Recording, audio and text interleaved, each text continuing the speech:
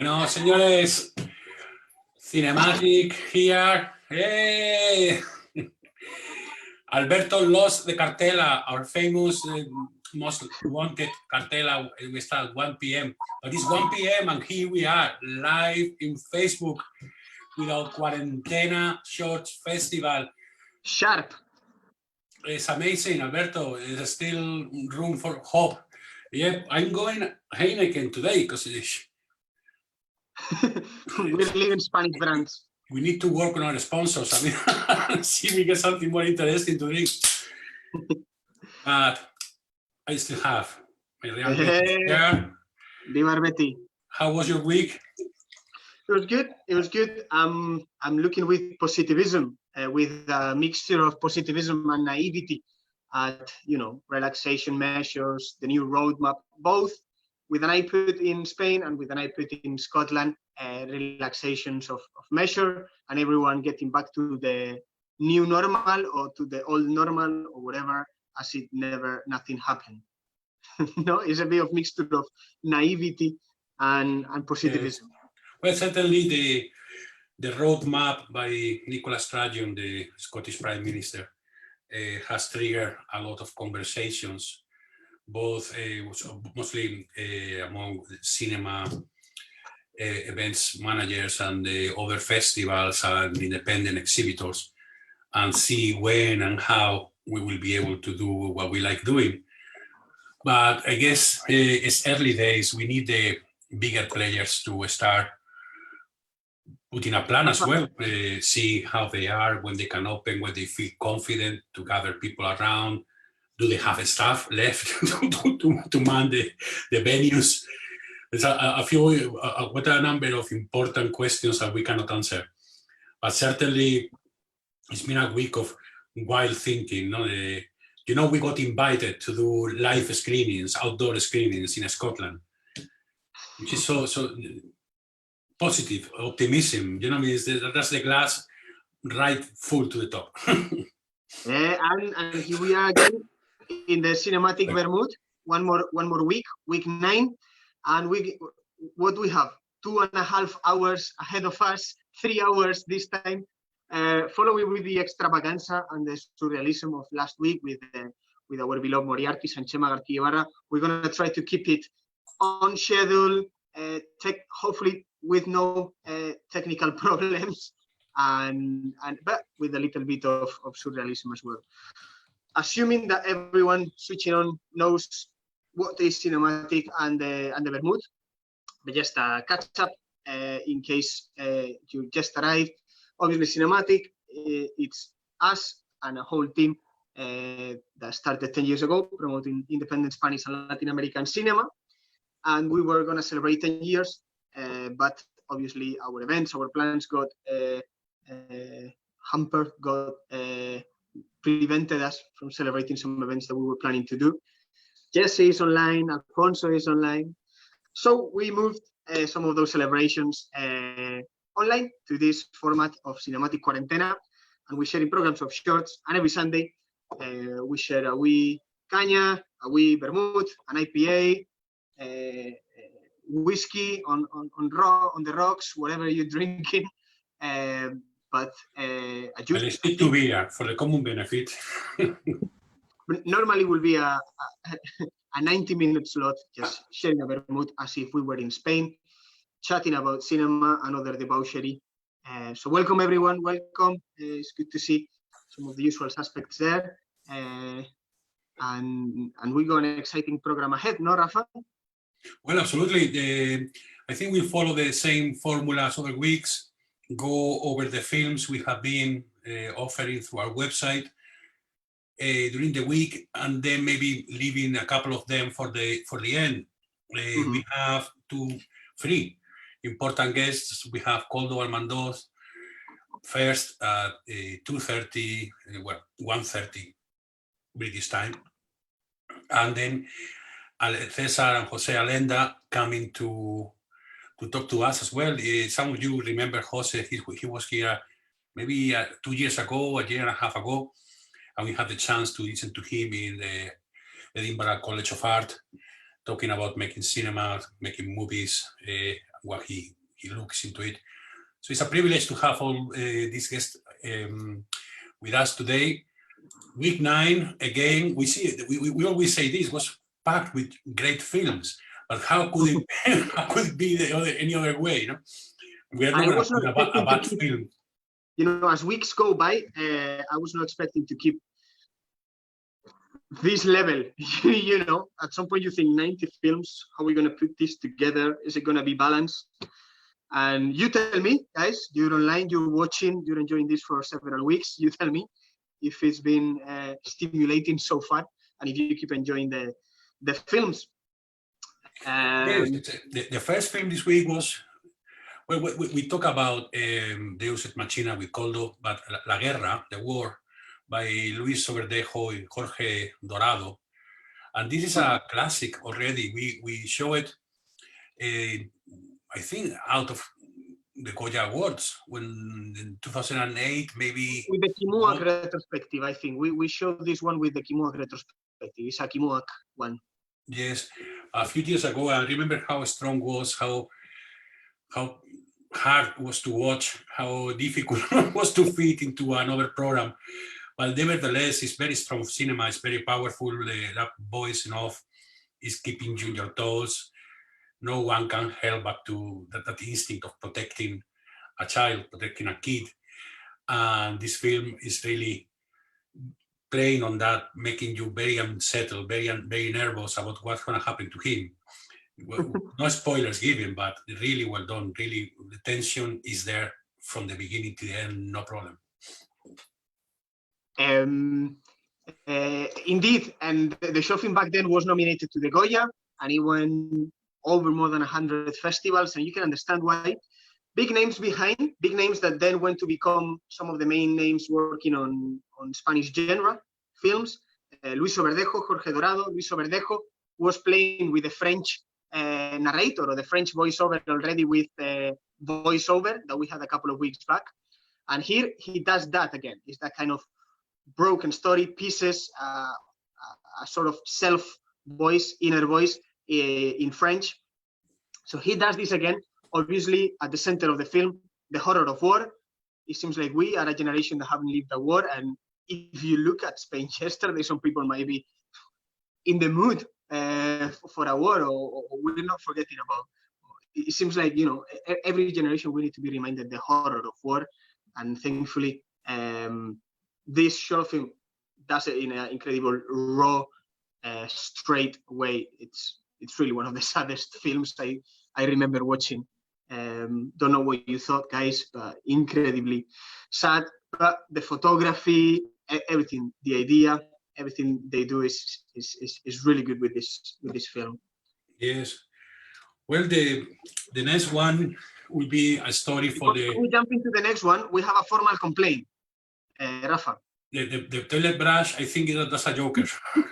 My cousin is complaining because he hasn't received the cat toilet brush. We need to talk to Leo. Alfonso, we're working on it. This is the beauty of the live programs. A story for the modeling, Sergio Oksman.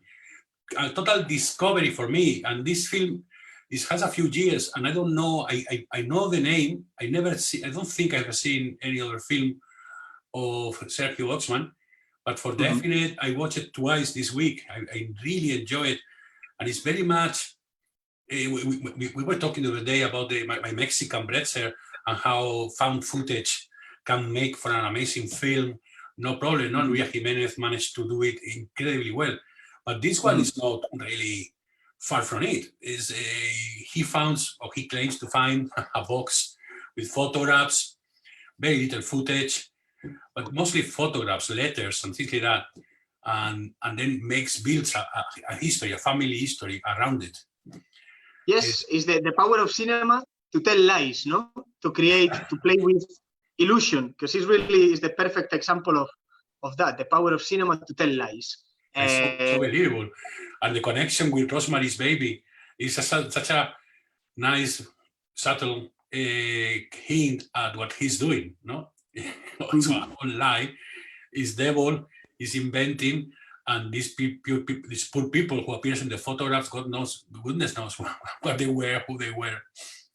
Yeah, the whole story behind it, because it's so cryptic and so unique, is basically there was he was a journalist from Madrid called Paco Garcia who found a box with things by the bin in Calle Pez in Madrid, in the center of Madrid, and when chased this story, he was granted to go into the flat, take some photographs, and started to investigate who was this family.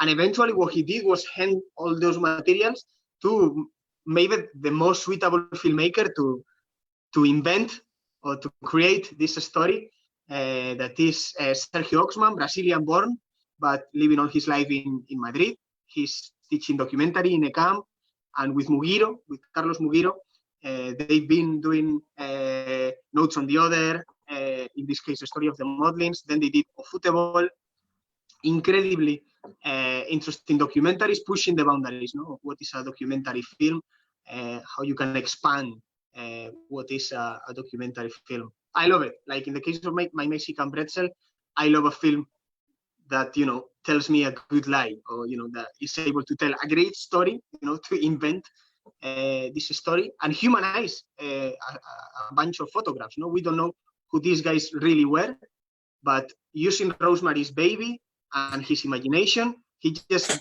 creates this horror story around, they believe in the apocalypse and all these things, with humanity as well. That element when stops the image looking at Rosemary's Baby, Yeah. Kind of thinking on his own baby who will soon come to life, is kind of the human touch on him. I was talking to Amanda from Cinetopia, and she coordinates this festival Escalarama in Edinburgh. And I confirmed that we will do something in September, and it will be part of Escalarama program. I was thinking about Sergio Oksman, cornered with Luiso Patiño, who is in this program as well. And with something that will come in next week's program, but let's give a wee tip. There's David Pantaleon. I think they could do a fantastic Escalarama program. What a triptych, no? What a triptych. Yes. We should title No Refunds Given. You come in, and if you don't like it, get out of here. Definitely Sergio Oksman is one of those flagships of the so-called other Spanish cinema, El Otro Cine Español, and you can understand why. And the film also touches on something that I tend to capitalize, but I think it's a shared thing, Rafa, that we like, that is believing in something else. Is this couple, this family, the Modlins, living in this house locked for 30 years with all these paintings, arguably horrible paintings, with all this story encrypted, but at the same time willing to be told, opening, for someone to film.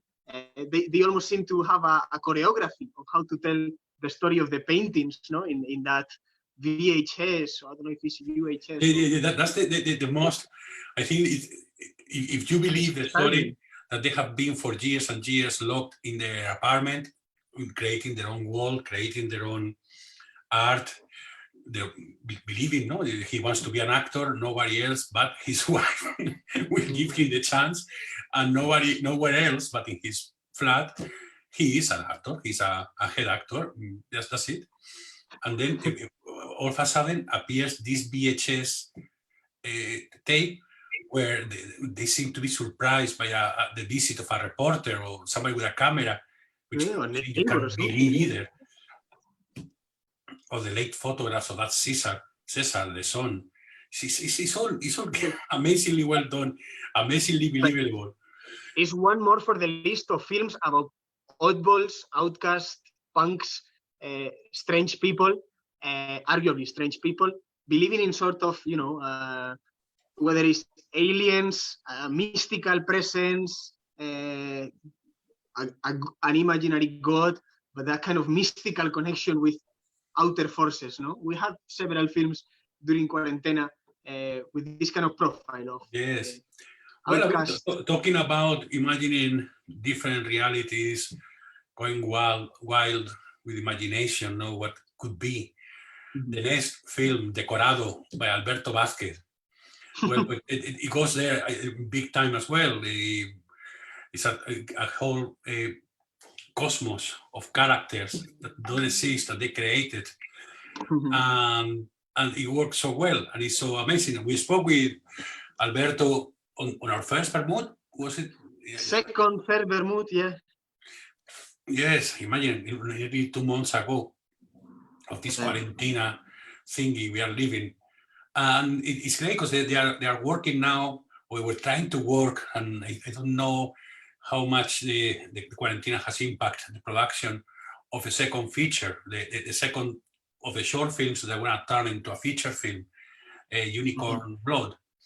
This was the third of the short films they did. No, I always talk in plural because I'm thinking on Alberto Vazquez and his director of animation, Chris Tembe. And it's probably one of the strongest. I remember when we did a night on Galician films, it was completely like in a parallel world. They all were looking at mountains, they were looking at animation, they were looking at very abstract concepts. And then he comes Alberto Vazquez with a wacko love story between teeny bears that you would like to trust in your bedroom. But it's such an amazing film. Obviously, Goya Award, Milan Film Festival. For once, no, we were saying for once the Goya went to the good one. Yes, you see films like Matria nominated, or the case of Chris when he was nominated with Soy una tumba, no, a couple of years ago, and you just think that's the best film by far, and someone else gets it with all due respect, winning shots. But for once, it was one night that you will say, yes, the Academy was right, gave the Goya to the right shorts. Let's not go back to the Torito, that Torito that won.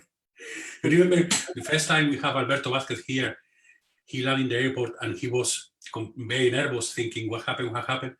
And it's because he was going to get a call in minutes telling him he was going to go to the Oscars or not. And eventually it didn't happen. And we went for early lunch, late breakfast with a bite of lager. And he said, well, this is so good because if I had been nominated, I would have to find somewhere with the internet and answer so many calls.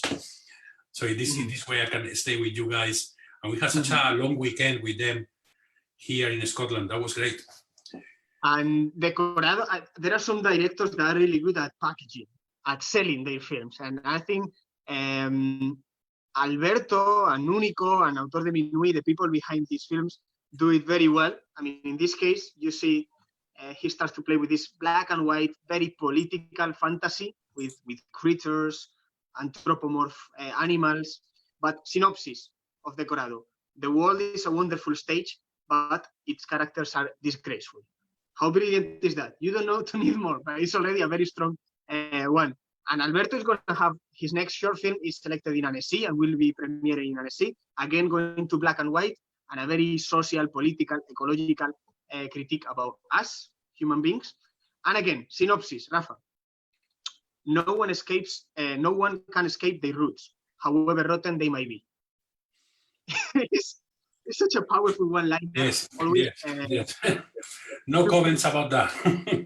To present, those kind of uncomfortable comedies with the element of fantasy, of fables and traditional fables, teddy bears, cartoons, animals, the forest, all those universal themes, to tell you, we're not doing the right thing. We're screwing up the whole planet, and we need to rethink what we're doing as human beings, as a society. Well, yes, that's probably the strongest point on Alberto's and Chris's films. No? The treatment of the story is quite conventional. It's almost like, I don't know how much they borrow from Disney, but all the that kind of white line of drawing, that kind of characters that are associated with tender kids and kids' bedrooms. But the characters are built on lots of turbulent, when I say past. lots of lies, lots of drug addictions, really difficult characters portrayed as lovely, fluffy little creatures. That's the paradox and the contradiction that makes this film so amazing. Mhm. Alberto, stop shaking. Somebody says. It sounds probably. And we're talking about, again, parallel worlds, different ways to see reality, different inventions. We get to Lois Patiño, one of the directors that we haven't had here, that we have talked more about, of bringing here. Mm-hmm. How many times we have asked, how could we do it? How could we do a retrospective of Lois Patiño's work in Scotland? And it will happen, don't you think, Alberto? It will happen sooner or later. Eventually, and follows on that kind of horrible or that kind of daunting negativist view on human beings. To me, you see that mountain, that massive mountain, and you see tiny, tiny humans, and you cannot think, here is a director trying to tell me something about the massiveness of nature and the tininess and how small we are, yet we think we are over the mountains, the animals, and we can do whatever we want with this planet. No? Yeah, well, that steady shot of his grinds into the mountain and draws the mountain in a different way, plays with the black and white, plays with the figures, the silhouettes, the surcos. How do you say surcos in English? The zigzagging, like zigzagging of the skin, of the walking. It's an amazing deconstruction of something such an enormous thing as a mountain. Mm-hmm. He was a shock. I remember back then when Lois Patiño started to doing this, because you realize that this was film about landscape, purely about, landscape being the character, montaña en la sombra, the mountain, Costa da Morte. You will see the landscape again, but then he just released Lua Vermella in Berlinale, and it follows that thread really of just static, steady shots, small movements, and letting you enjoy the snow, the mist, the wind, the movement of water, and you can argue that this has a political meaning, whatever, but in the case of his films, you just have to enjoy the beauty of the images. I don't need any message behind with images like those. Far, I was jumping on Far, but films that are just so magnetic that I personally don't need a meaning behind, although I can see there is a meaning. We were talking the other day very excited about this film by Pedro Costa,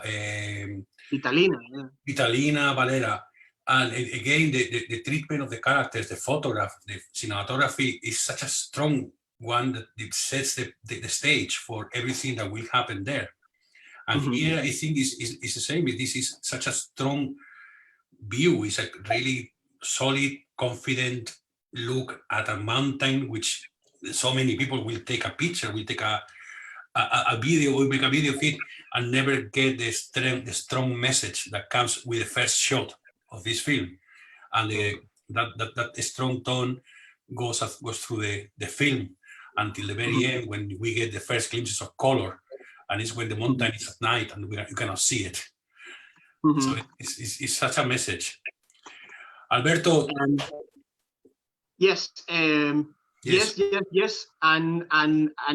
as in Pedro Costa, it's almost a study of light. In this case, Lois is desaturating the image, to a very contrasted black and white. But it's almost like, a study of light with his films. Yeah, Pedro Costa I watched it in movie.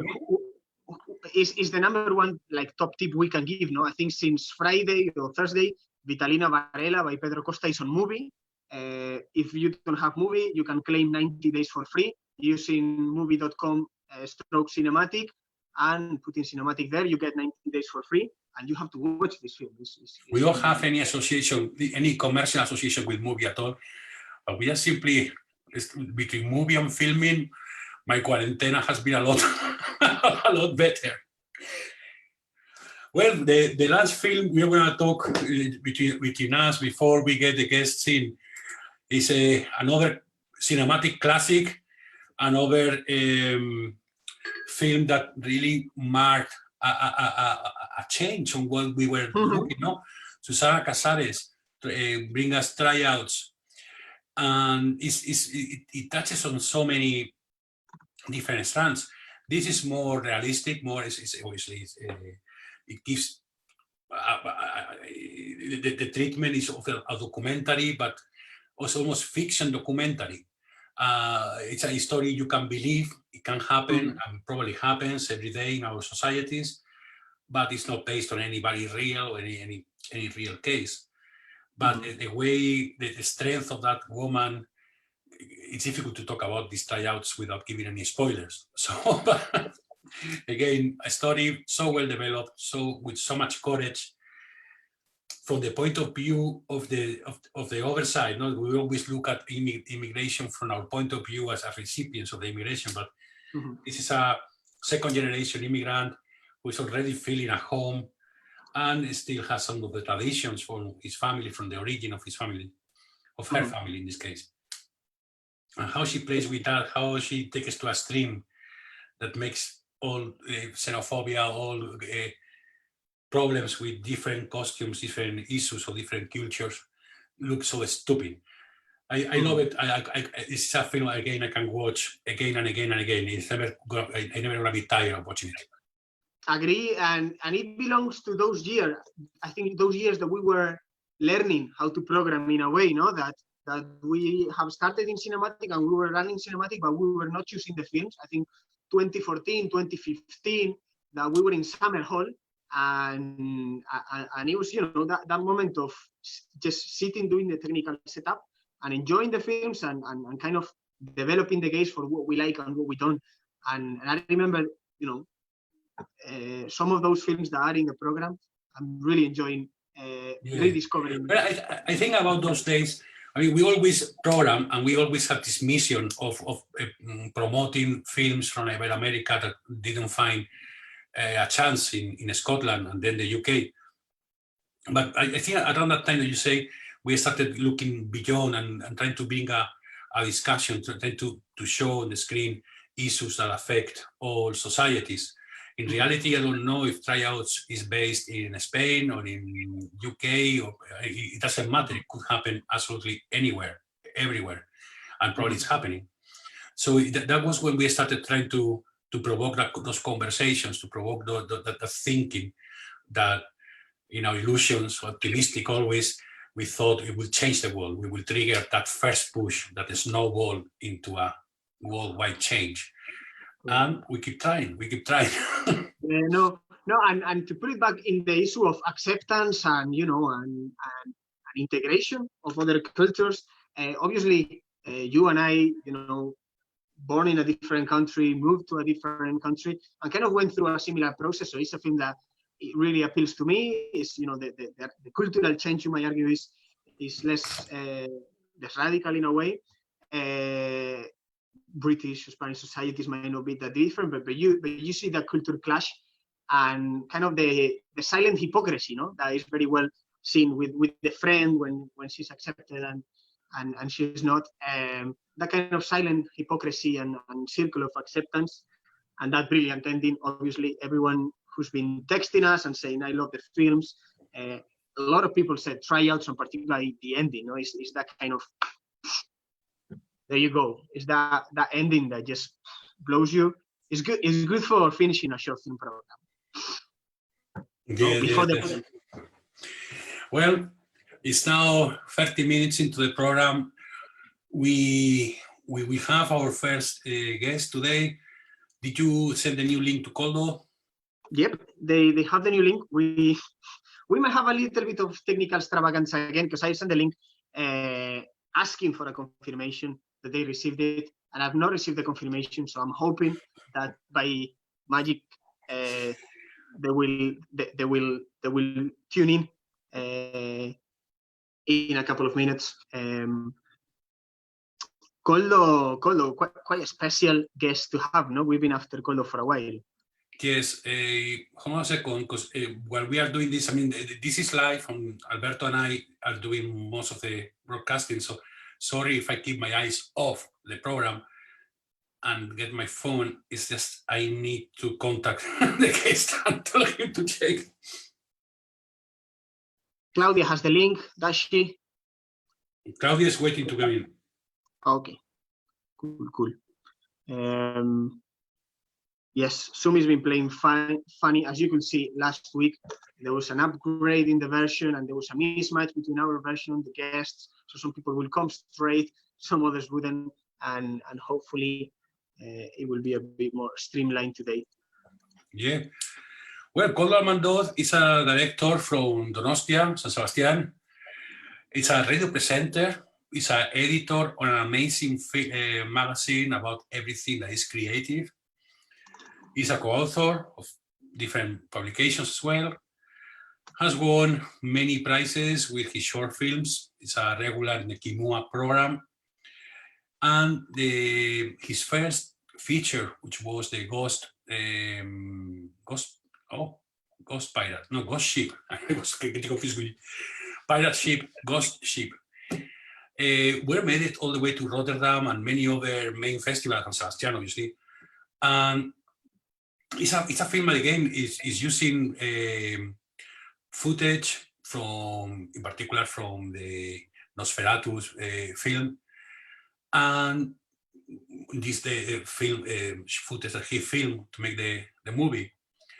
It's a very different way to tell a story. It's a very different way, very ambitious, very really. You have to admire when somebody wants to break away from this stereotypical classic Greek narrative structure of introducing the characters, introducing a reality, breaking it, making people go bananas until they find a solution, and then there's another normality. You won't find that in this feature film, and I think that he was already known for his short films, but this one turned many eyes on the international community towards Koldo.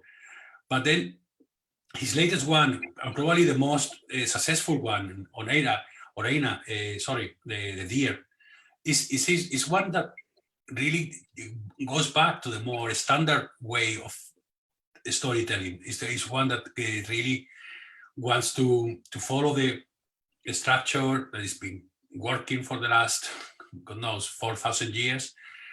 And it works so well on the story of so many levels. There's a family problem, there's an immigrant problem, there is a change of society that pushes the edges. People are at the edge of society, get pushed out of it. And there is a reflection on all that in a movie that is just an hour and a half, and it's a really quiet film. There's no really, this is noise, fights, it's the difficult thing. The tension is kept on what you imagine that is happening. We'd love to discuss the film with Koldo if he managed to get in. Alberto, do you have his number? I don't. It's a case that I don't have WhatsApp or Facebook, or I cannot connect other than emails. So I've sent the email, I've sent another email reminding that, and I'm hoping that he will see the email and come in shortly. The film, as you were saying, was in Edinburgh International Film Festival and last year, and both on the story maybe it might be a bit more conventional, but on the visuals it's just incredibly beautiful. A big lorry coming through the way. Koldo is really hard to classify, we would say. Okay, Alberto, perdona que te corte. Sorry to cut you. We are going in with Koldo Almandoz and Claudia, who is going to do the live interpretation. Egunon, Koldo. Koldo. Hola, Claudia. Opa, ¿se me escucha? Sí. Yes. All good. Claudia, are you okay? Hola, yeah, hello. All good, everybody. Very well fit, eh? Very well. You're in the same team, guys, no? You're in the prison team or the same team. Stripey, yeah. Rafa and I have similar t-shirts, so we should go and get changed or something. Let's do that. You can talk amongst yourselves and we have to change clothes. We came in the same boat. Well, we were giving a bit of an introduction to the work you have been doing as a filmmaker, as an editor, as a radio DJ, I know I see some out there of you playing in a band, and then we have gone a bit through your history of short films. Stop a bit on the Ghost Ship, which is a film that I really I discovered very not far ago, not long time ago, and I'm still trying to come to terms. I need to watch it again and again. And then we finished saying that the last one, Reina, the Tier, is a bit of a break from Ghost Ship in the way that you go back to a more classic structure, narrative structure, and the way to tell a story. Well, if you want me to start, why is that? Why you leave the kind of more documentary, more found footage, more radical research to find a way to tell a story in a different way? Do I speak in English or Euskera o Euskeraz? Euskera. Vale. Bueno, principios, nik egia da nire ibilbidea oso lotuta egon dela zinema esperimentalago bati, baina egia da ere nolabait sentitu nuela nire burua konfort egoera batetan. Sentitzen nuen nire burua zine munduan jadanik oso kokatua hori, ez? Zine esperimentalaren alor horretan. It's true that my whole career has been very experimental, but at some point I felt that I was inside my comfort zone, that I had a very specific place in this cinema panorama, this cinema scene, so I decided to search new things. Eta orduan beraz, niretzako erronka edo desafioen justu zen pelikula narratiboago bat egitea, nolabait esatarren konbentzionalagoa, ez? Egia da gero, ikusleek orain ikusi dutenean, gutxik pentsatu dutela pelikula konbentzional bat ere badela, baina nolabait momentu horretan nik egin nahi nuen pelikula zen. So the challenge for me was to make a more narrative, a more traditional story. And it's true, and it's ironic at the same time that at the end, people who have seen the film don't really think it's very traditional, but that was my aim at the beginning. Eta igual hori da nire maldizioa edo ni maldizio horretan bizi naiz, ez? Askotan nire lanak dira esperimentalegiak zine konbentzionalarentzako eta konbentzionalegiak zine esperimental radikal batentzako. Nire zinea bizi da hor tangente moduko batean, baina niri horrela ateratzen zaizkit historia. I think that's a kind of a curse for me, because my cinema is too traditional or conventional to be considered radical experimental film, but at the same time is not as traditional as it should be to be considered to be traditional. So I think I live in this between these two extremes, and that's where my cinema is set up. Yeah, and sorry, Koldo, go ahead. No, dime. I was going to say that truly it feels like that, and one of the things more interesting about you, about your filmography for us, is that you can say of many directors or many, maybe it's a very redundant and used term, but it truly feels like you move in your own way. There is a way that, you know, a sort of new Spanish cinema moves and some mainstream cinema, and then there are directors that move in their own universe, fly from animation to experimental, documentary, and truly unclassifiable or impossible to label. And we very much like those type of filmmakers, and we feel like you are almost the maximum exponent of that impossibility to label. It's something I don't look for. I don't know. Bai. Lasai. Bai. Niretzako oso, laburtu esan dut, niretzako begirada propioa bilatzen duten zuzendariak, edo beti pelikula berdina egiten duten zuzendariak, oso ondo ikusia dago, ez? Autoretza edo begirada bat izatea. Baina nire ustez hori oso ikuspuntu kontserbadorea da. Ni ez naiz pertsona bera duela 20 urte nintzena, eta orduan gustatzen zait ere zine egiten dudanean lehenik eta behin dibertitzea eta erronka hoiei erantzuna ematea, ez? Orduan, niretzako oso garrantzitsua da nabaritzea, ni pertsona bezala bizi naizen heinean, nire zineak ere nolabait nire ibilbide hori egiten duela, ez? Ez nagoela beti pelikula berdina edo ikuspegi berdinetik egiten. For me, filmmakers who have their own point of view and who make always the same films are very well considered. But I think that's a very conservative stance and conservative point of view, because I'm not the same person I used to be 20 years ago. So I like my cinema to reflect my own path in life.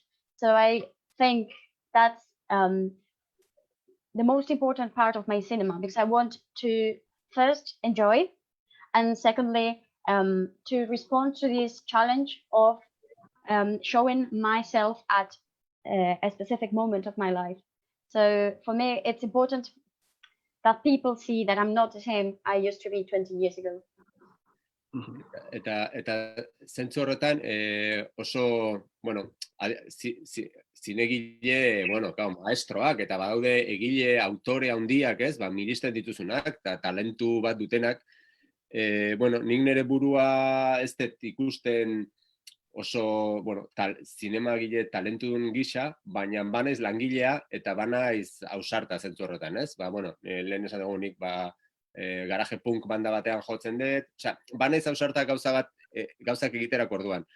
Orduan, nik adibidez, miresten ditut, naiz eta bere pelikula guztiak ez ikusi, Michael Winterbottom bezalako zuzendariak, ez? Momentu jakin batean egiten dutenak pelikula bat aurrekontu txikiarekin, beste batean aurrekontu handiarekin, beste batzutan dokumentalak, bueno, ez dakit, nik uste, nik ez dut utzi nahi zinema historiarako pelikulak. Nik nahi duana da, munduan dagoen bitartean, zinema egiten bizitzea. I think there are very good and recognized filmmakers. Their talent is undeniable, of course. But I think I'm very hardworking and I'm really brave in this sense. I do play in a garage punk band, and I admire more the filmmakers, like, for example, Michael Winterbottom, who make films in different conditions with different budgets, who go from documentary to fantasy and other genders. Don't intend to make films for history. I don't want to be to remember people to remember my name like a big filmmaker in history. I just want to enjoy the time I will spend here in life and just to spend my life making cinema. Yes, and will you say, Koldo, your films are audience pleasers? Do you know the term audience pleaser? You know that normally, you know, like audience award winning in festivals, the typical audience award. No, they are not. Well, yes, they are. They are the right audience pleasers. It's a trap question, Koldo, because for you to know, Deus Ex Machina is the second most voted film this week. For some reason, everyone is loving Deus Ex Machina. Maybe confination hasn't made people like crazy these days. But, bueno, nire esperientzia da ez dela horrela. Nik badakit nire zinema ez dela askotan izaten gehiengo batentzat, naiz eta nire asmoa bada jendeari gustatzea edo, bueno, eske, bueno, hau oso nahasia da. Zer da pelikula bat gustatzea, ez? Nik enaiz filosofia onditan sartuko, nik azkenan egiten ditudan niri ikustea gustatzen zaizkidan pelikulak. Eta daukadan sorte ona da, egiten ditudala, gai naizela egitekoa, daukadan sorte txarra da neri ez zaizkidala gustatzen igual publiko general bati gustatzen zaizkion pelikula. It's a funny thing because I think my films are not audience pleaser, but at the same time, I make them for the majority of the people. At the same time, I would say not most of the people like them. And this leads us to a very philosophical question in which I won't go deeper. But the thing is, what is to like a film? I make the films I really like to watch. And I'm very fortunate because I'm able to make the films I would like to watch. The thing is, maybe the films I like are not the films that audience in general or most people like. Yeah, well, in this case, we didn't expect that, maybe. Sometimes we have our films that we like and we want people to watch, but we know that might be not the most voted films. And Deus Ex Machina is a beautiful surprise this week. I don't know, what do you remember about the film? What was the ideas there, what you wanted to do, if it was more a visual approach or a pasta? No, for me, it's a very special film because I had that film on my mind for 20 years. The thing is that I worked in that factory when I was 19 years old. And it was my first experience working as a labor or handcraft working man. I had studied until then, but I went there to work with 19 years. And I was really amazed with that world, with the labor world, with the mechanical world. I mean, it's like a pre-digital world, a very mechanical, analogic world. And I knew in the moment I was working there that I had to do a story with that factory and with the people working there. So I had that in mind. A lot of years, I made a lot of little films in between, but you know, after there is like these little connections. I read La Invención de Morel by Bioy Casares, so I thought that, you know, I started connecting things until I decided to do that movie in that factory with that crazy idea of nature, work. I wanted to do like this little homenaje. How would you say homenaje in English? Homage. Homage to these like little gods that go every day to the factory to put the world, you know, no, on. So yeah, Sorry. It came again with the idea of, you know, during that time, the crisis. You know, it's always the same, no? The same people pays for all this shit. So, you know, it came in that moment, but it was like nearly for 20 years in my mind. Yeah. In your film, there's one worker and 3 bad bosses. The bosses are portrayed on purpose in a very bad way. I mean, they're nasty people. And the guy who is working, he has this kind of features and dignity, and the way he works is portrayed in you are not impartial there. You are with yeah, I'm not usual impartial in nothing in this life. Yes, and it happens, you know, I realized that happened in the factory, but that happens nowadays in the world of cinema. I mean, for each creator or each cinema filmmaker, you have like these huge surroundings and of people, distributors, curators, programmers. I mean, there's more and more and more people in which I am included because I have programming in many other places. But you know, there is less and less people working and more people in those medium terms.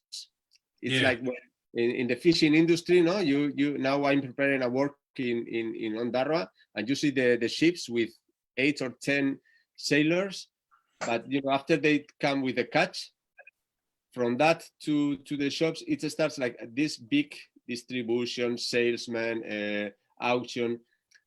And that was a little bit what I wanted to say in that film, no? That for each worker you have like so much people living from that worker, no? From the one that it's already under them, no?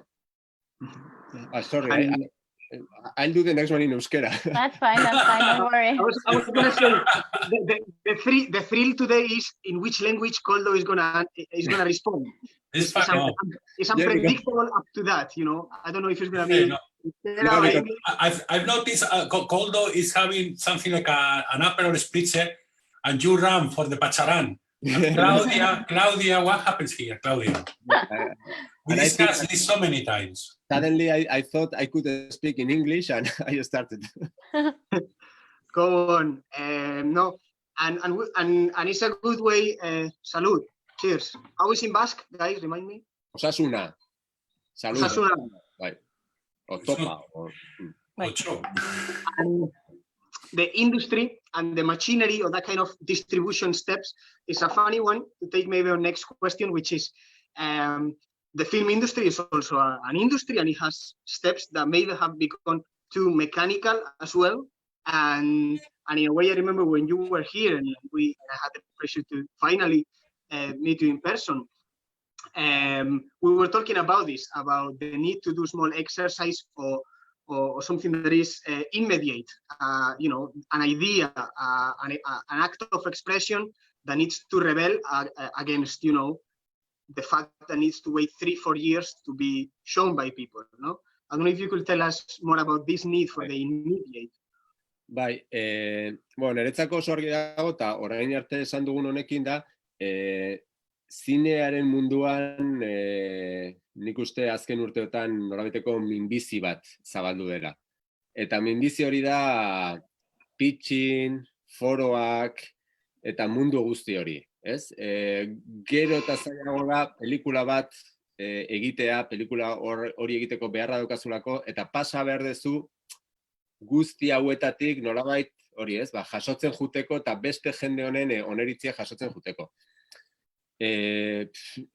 Pixkat hori nire zinearen filosofiaren kontra juten da, baina egia da zinea horretara doala, ez? Ikusentzunezkoetan ematen ari da Netflix kutsu moduko bat, eta nik uste dut beste, bueno, I will keep on talking, but... Lasai bestela, For me, in the last years, we've seen a new cancer in the cinema, because we need to go through many steps, through pitching, forums, and it's more and more difficult to get to make a film, because we need to do all these things and get the okay of many people and all the agents that are involved in this process. And I think this goes against the philosophy of cinema itself. But at the same time, I think this is the future. This is the trend we are seeing now, because there's like an influence Netflix type, which we are already seeing in audiovisual productions. Ba, eta niretzako zinea beste gauza bada. Niretzako zinea ez da industria bat zentzu horretan, ez? Orduan, beste disiplinetan gertatzen den moduan, musiko batek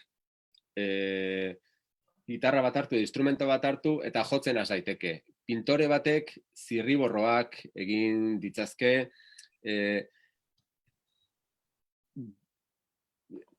esan genezake idazle batek serbileta batean idatzi. Eta zinean, orain arte oso zaila izan da, horrelako zirriborroak edo bozetoak egitea, ez?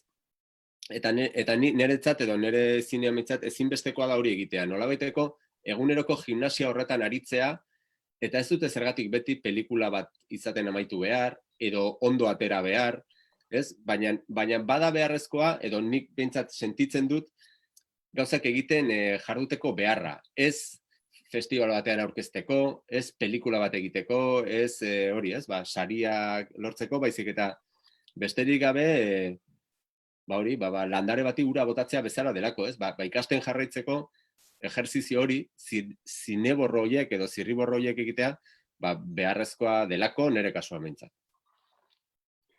For me, the cinema industry is not an industry in this sense of this Netflix type world.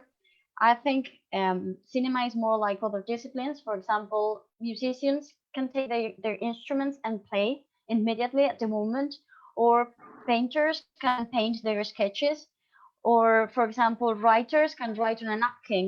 So for me, cinema is the same. I need to make my own sketches to exercise every day. It's like a gymnastics. It's like practicing every day. It doesn't lead necessarily to films. It doesn't lead necessarily to big prizes, to festivals, but it's something we need to do every day. It's like watering plants. It's for me, it's very important to make these little sketches every day and to maintain this exercise before really going into big films and big projects.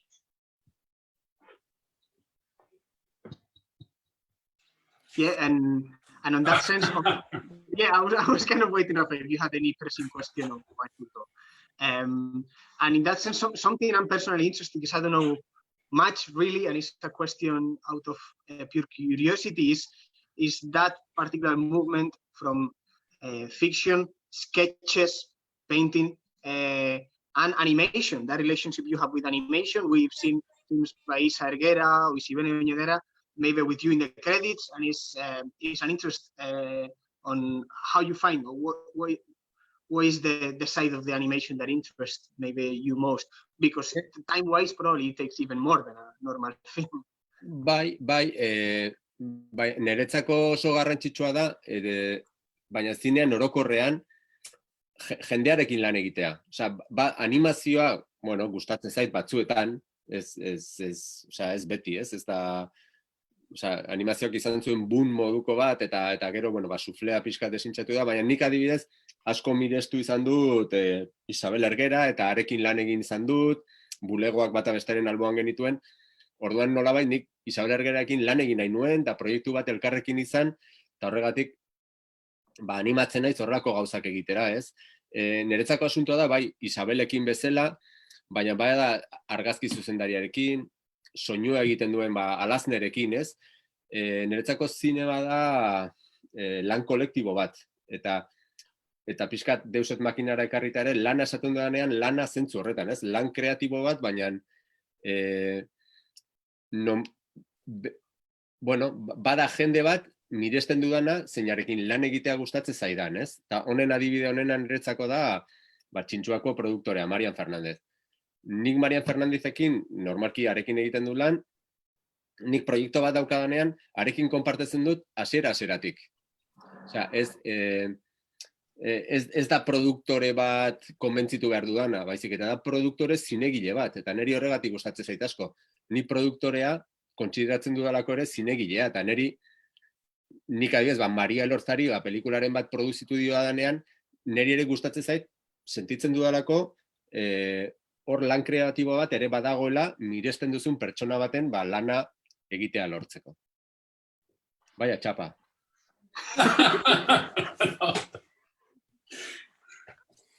For me, it's very important to remark that cinema is working with people. So animation was a very interesting phase for me, but it's something that I did at a specific moment. It's not something that I work on normally. There was like a boom with animation. But the thing is, I really, really admire Isabel Herrera. We worked together. Our offices were one next to the other. So I really, really wanted to work with her. And that was a way, animation was a way to work with her. It happens the same with other people who surround us. For example, Alasne, which is a technician in charge of the sound of the films, with a photography director. For me, cinema is always collective work. And I'm talking about work like in Deus Ex Machina, work in this sense of admiring a person and working with them. For example, this is the case for Marian Fernandez, who's the producer of Chinchua Films, because when she produces my films, we work together since the very beginning. I don't need to convince her because she's also a filmmaker. So she is a filmmaker and a producer. So there's a combination between production and creation. And the same happens when I work as a producer for Maria Lorta, for example, and I really contribute in the creative work to make possible the work of the person I really admire. Yes, we're going to get to the Encore Kiolek with Maria Lorza and the work You Don't Dare. How was it? It's such again a film that looks in a different way to a history that is not too crazy about determining what the history is. It's kind of putting, when I talk to my friends, I almost say it's like IKEA filmmaking. You give the elements to the audience and they can build the story however they want, however they feel, with whatever they bring from home today. I love it. I think it works amazingly well. How was that? Can you tell us more about working with Maria Lorza? But, as you say, how wonderful is that, no? That, you take images and stories and you make yourself the film in your head, no? That's much better than watching, 5 seasons of a serial in Netflix and 2 days after you don't remember nothing. yes. At the moment, you have been there like really suspended, no, in the serial, but it didn't let you nothing, no. There's no imposo there. There's nothing. Sí, Mariarekin, bueno, Mariak ejerzizio bat egin zuen, eskatu ziotelako Tabakaleran, eta erakutsi zizkidan irudi hoiek, zinemarenak, bere amonarenak, hor dagoen analogia hori, ez, Pasoliniren testua, eta ipurtargiena, eta niri berdina gertatu zitzaidan. Eske ni asko miresten dut Mariaren lana, eta esan nuen, ostia, hemen kriston pelikula dago. Osa, niretzako zen, honekin egin behar da zerbait, berak ez zaukan ere sentsazio hori pelikula bat zenik, berarentzat zen pieza moduko bat, baina, nik ikusi nituenean, Pasolini ipurtargiak eta telefonoak zinean pizten, esan nuen, irudi horrek bakarrik, ja, balio du, ez dakitzen bat luzemetrai baino gehiago, ez? Eta bueno, horregatik aproposatu nion, esan nion honekin pelikula bat egin behar da.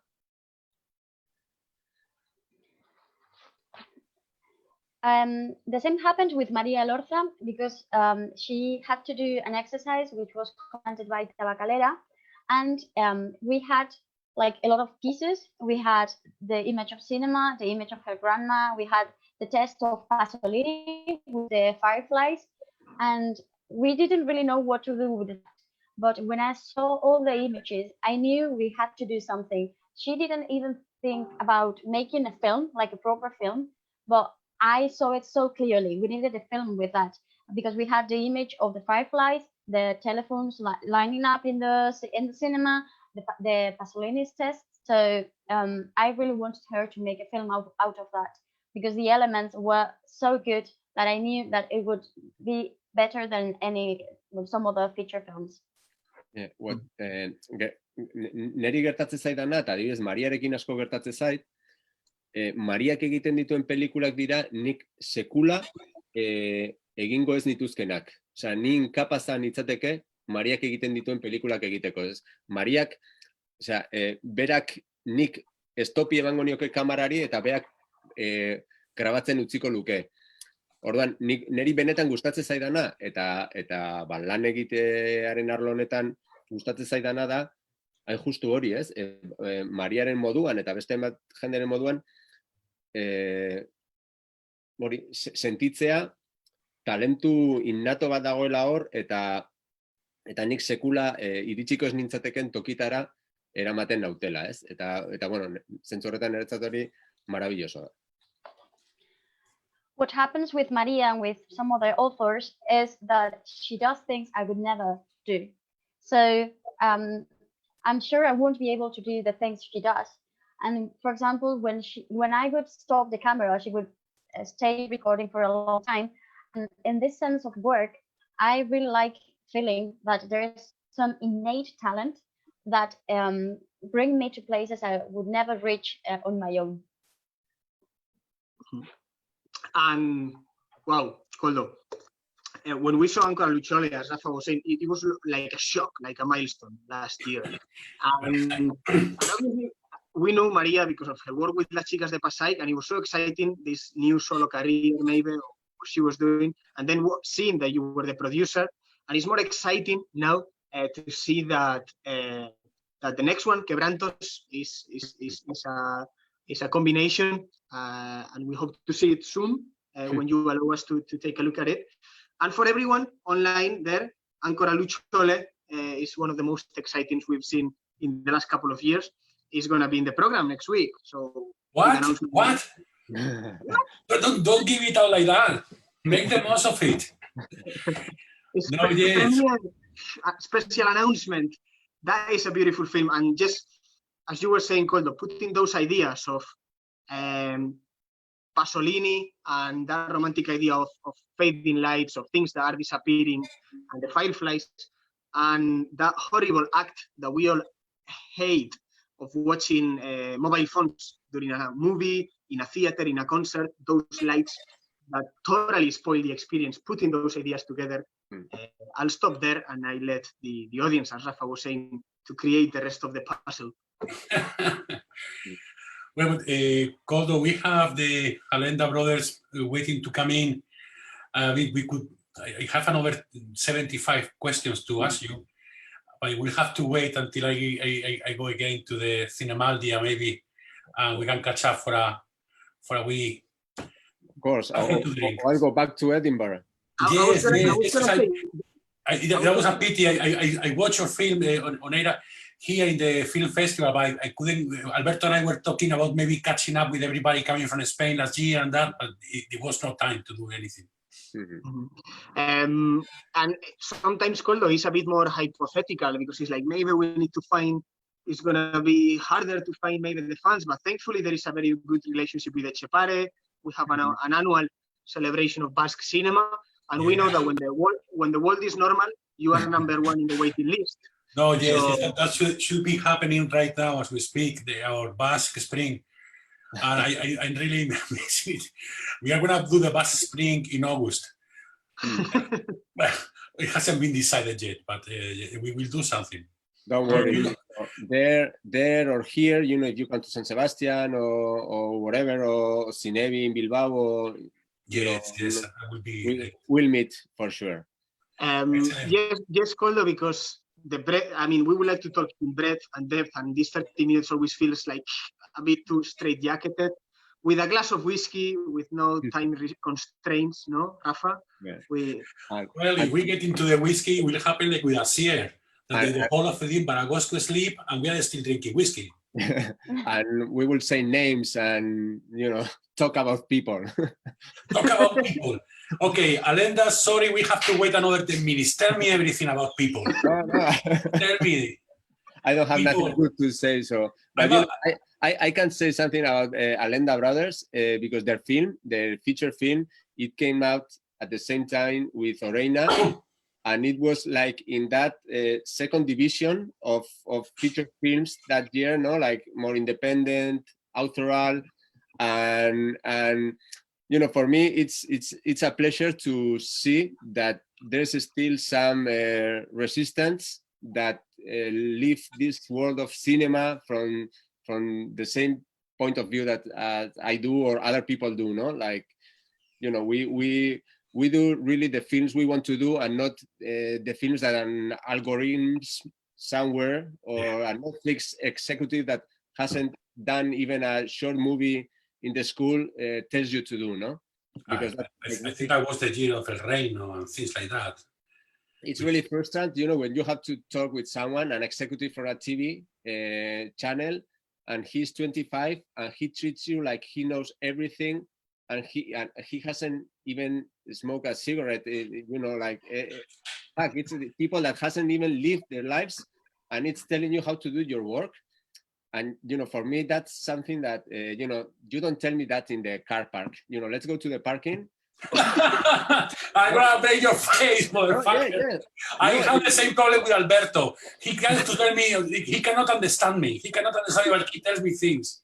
And then doesn't need their film so I can watch them. But that's true. That people has fear, and they have to feel fear sometimes. Koldo, well, that's a chat that is now booked for another moment. It's great to have you here. Thank you very much. Claudia, like always, thank you for helping us with this. You make the program a lot richer, a lot better. Thank you very much, and see you next time. Sure. See you soon, Bob. See you. Thanks for coming. See you. Take care. Bye. Alberto, I was joking. In reality, I love you to bits. You know that. that was pretty damaging. That you compare me to a 25-year-old TV executive. That was very, very. No, I didn't compare. Just simplemente that sometimes I had the same problem, and I shouldn't have said Alberto. I should have said every single person in cinematic, because you are the oldest behind me, and I'm 20,000 years older than you. Trying to control the beast, trying to control it. Try to let it run wild. Okie, listen. How to introduce the next guests that are so important for cinematic, for us, I think. For me, it's easy. I just need to click on admit and they get in. I'll get on with the intro while you let them in. Yeah. But, let them in now. Very important filmmakers for us. Two brothers, sons of a famous Spanish producer. So talking about Alenda is talking about 3 generations of big cinema in Spain. For us, we were talking before about the 2014-15 when we were learning about programming, about putting films together. Those were the years when we started to look what we liked, and in a way, the Alenda Brothers are in our holy corner of Spanish short films. They belong to a generation of filmmakers in Spain that did really great short films during the 2000s and were top of the peak of the Spanish short film history during the 2000s. And we reclaim the production and the creative steps ahead that they did for the whole industry. They are essential in order to understand contemporary Spanish cinema for us, not just because they have a Goya and they were nominated many other times. They have won Pinagas de Platas in Malaga with their short films, and they were nominated last year to the best first feature in the Goyas as well, with Belén Funes, with Arantxa Echavarría. So big content there. But because they are really almost like some sort of holy fathers that we've grown with their films, with El Orden de las Cosas, with Matar a un Niño, and we're glad, as Rafa was saying earlier, we did. Is one of those things that we could do and we were proud to do, pay a retrospective, a tribute to the Alenda Brothers back in September 2018. Jose was here. We haven't met Cesar, so I'm really excited to have a chat with both, with Cesar and with Jose, about cinema and looking back and at the future. Let's go ahead.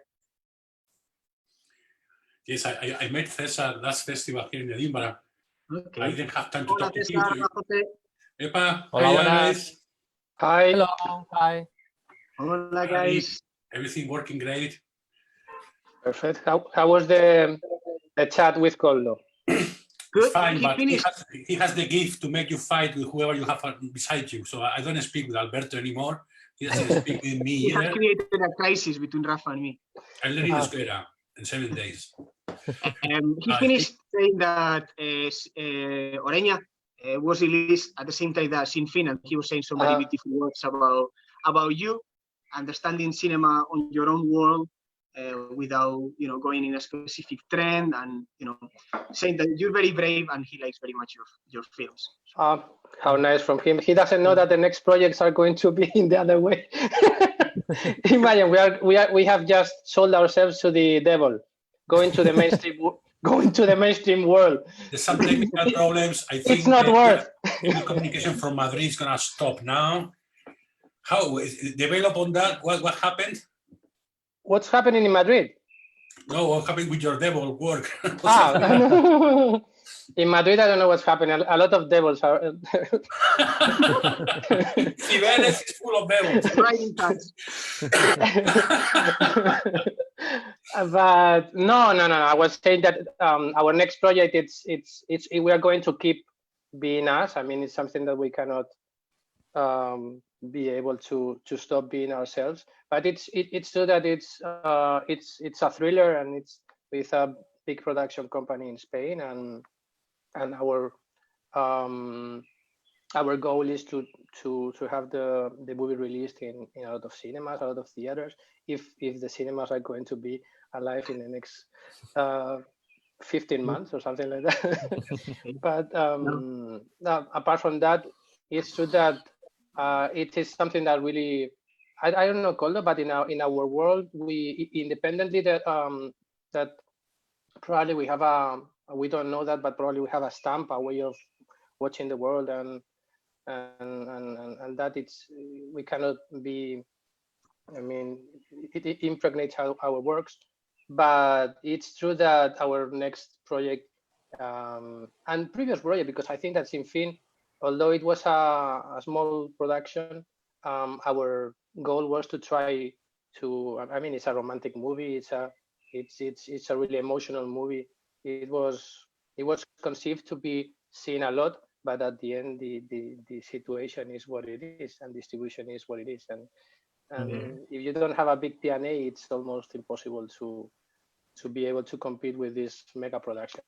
Yeah, and after the crisis, and we will talk deeper into that. After this crisis, probably things are going to change even more, or, for filmmakers, for indie filmmakers, or whatever that means. But before jumping into specifics, I'm very glad to see Cesar, particularly because no, obviously I'm not glad to see Jose, but when we did it back in 2018, we could enjoy Jose. We could meet Jose in person. He was here presenting the films and doing the masterclass at the Edinburgh College of Art.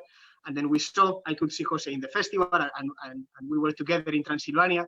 So there's love and there's a connection there.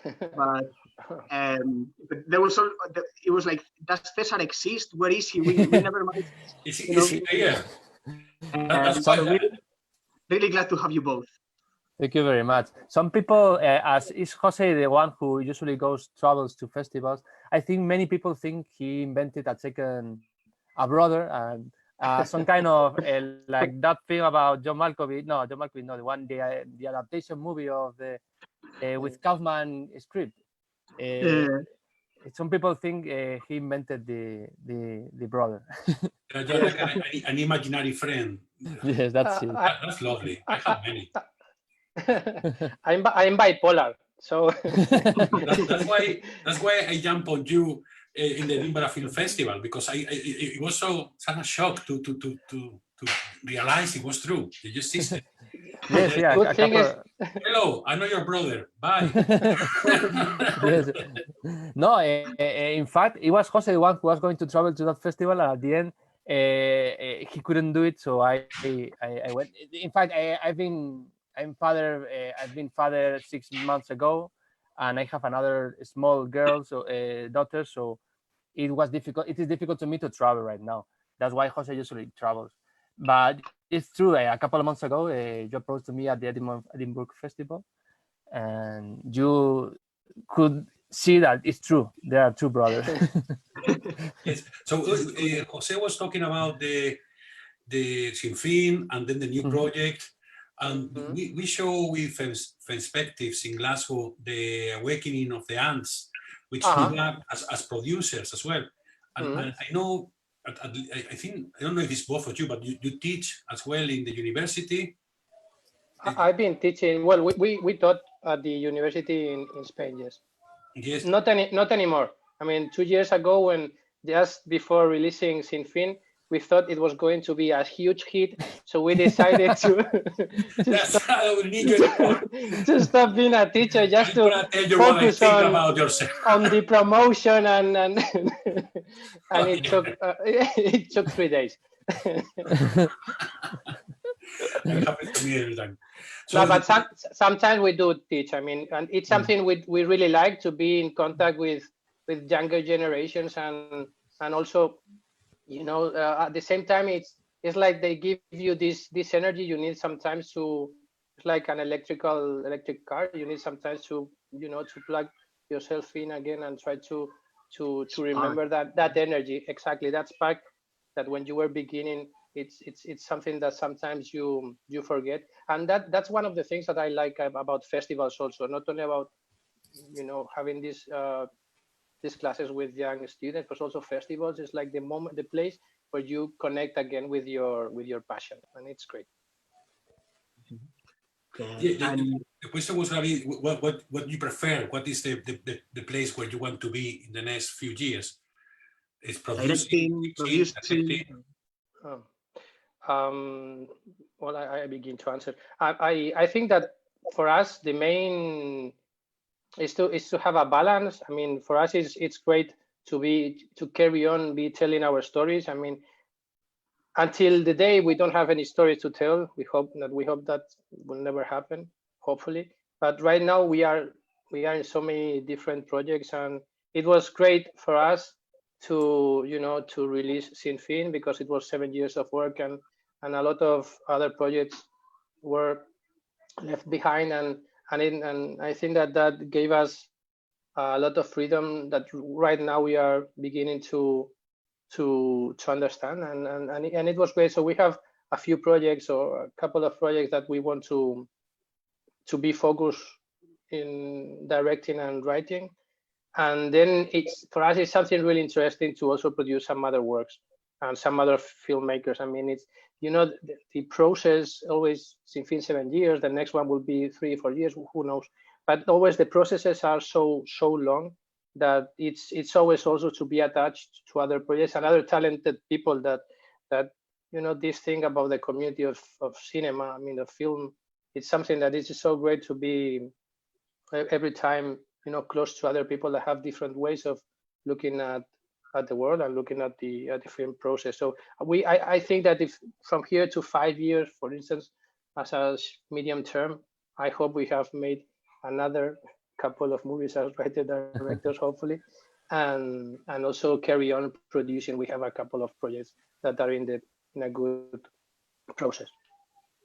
Mm-hmm.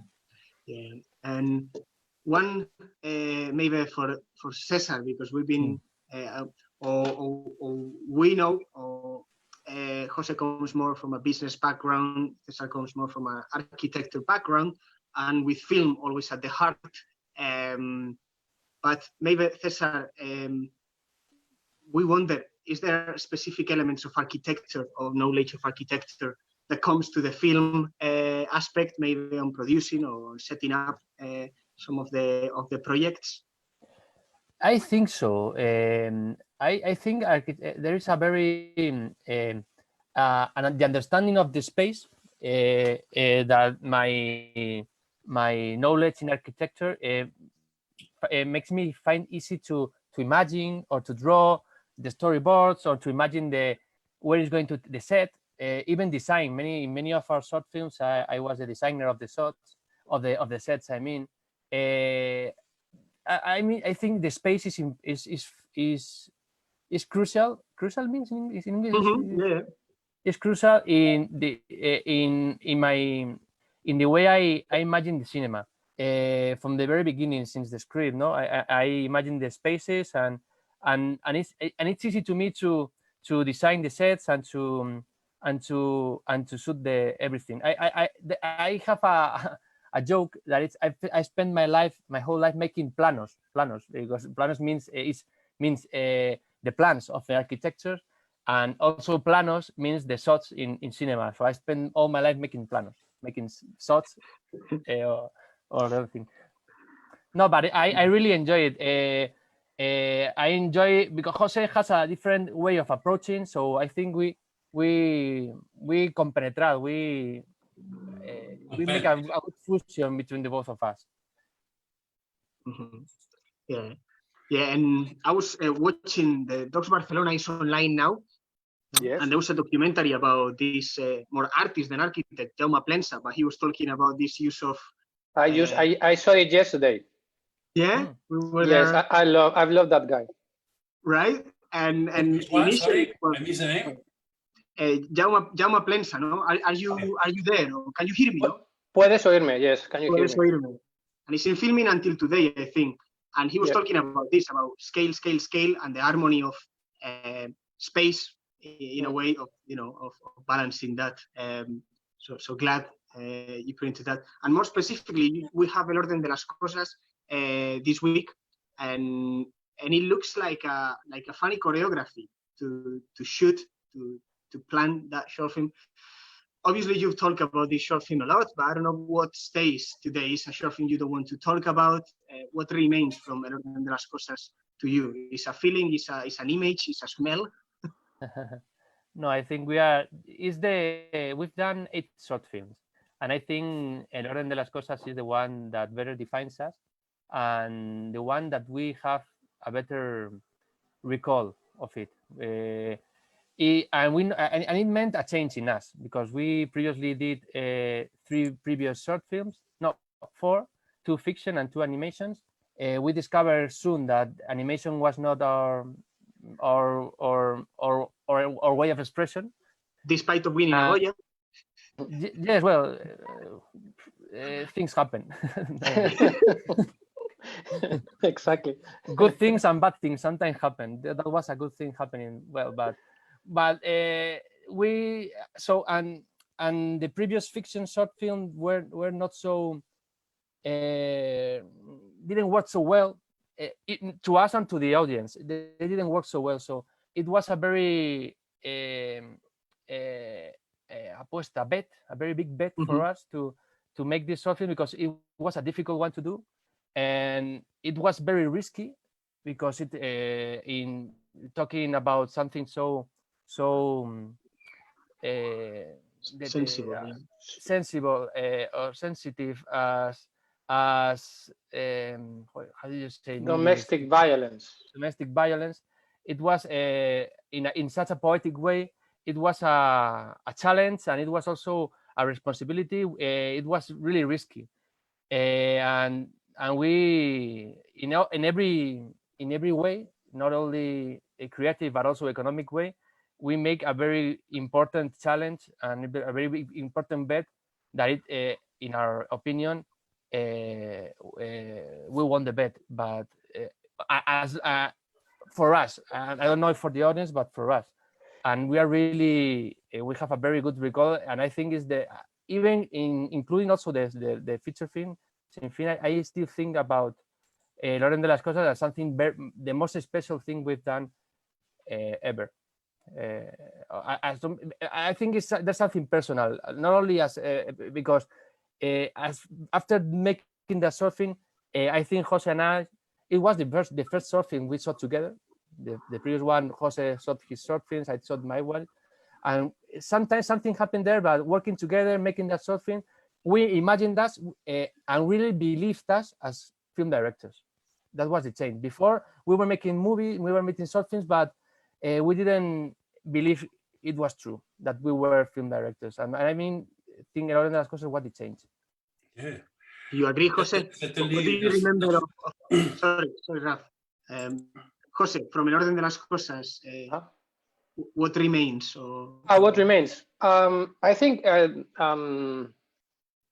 it remains a lot of things. I mean, what Cesar was saying, I think it was the best proof for us that we could not only become feature film directors or directors in feature films or whatever. It was really the proof that something that was so not only sensitive and risky, but also challenging. I mean, there was something, we knew that it was really special, the project, but at the same time, it was kind of a leap of faith, because it is 2009 when we shot the short film, like 4 or 5 years before or less. It was Te doy mis ojos, the movie by Cesar that expressed so well, I mean, in a realistic way, domestic violence, that it was impossible. And for us, we didn't. The masterpiece was already made. We cannot. There was no need for us to change that. So when we decided to approach this kind of socially theme, that it's so at the same time is so I know. 10 years after today, we are still with the same thing. I mean, nothing has changed in the last 10 years, which is something so horrible. And at that time, it was like the moment to try and do something completely different. We didn't know a lot about the issue. In fact, we didn't want to investigate or to do any research, because we wanted to maintain this objective, if you could be objective when for you it's so important to tell something about domestic violence. But and to approach it in this poetic way. And it's still today, it is, I mean, we are every single day, not only this conversation, but it's people remember us or our works. They remember more El Orden de las Cosas than even our feature film. So this is when people speak about short films and the distribution and this kind of things. El Orden de las Cosas, for instance, is something that, and overseas. I mean, I remember an anecdote with Manuela Vallés, the main actress of the movie. She told me once, I met her like 2 San Sebastians ago, and she told me that she went to shoot to República Dominicana, to the Dominican Republic, as she was approached by somebody in the street saying, "Oh, you are the girl from El Orden de las Cosas." I mean, and the other day there was a tweet about, I think she might have been in a new episode of Ministerio del Tiempo, a big TV series in Spain, and somebody tweeted, but she's the same girl from El Orden de las Cosas.